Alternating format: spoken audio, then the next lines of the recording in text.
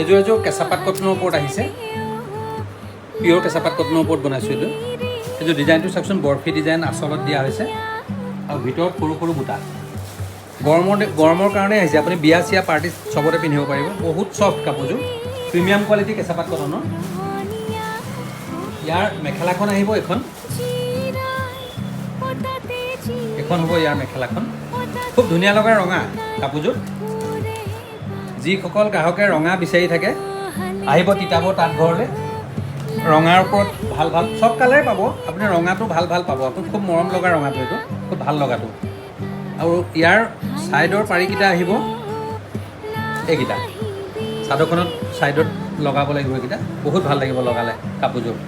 হয়তো মোবাইলত কালাৰটো ৰঙা পাৰফেক্ট ৰঙাটো নহ'ব পাৰে, আপুনি ওচৰৰ পৰা চালেহে ভাল দেখিব কাপোৰযোৰ।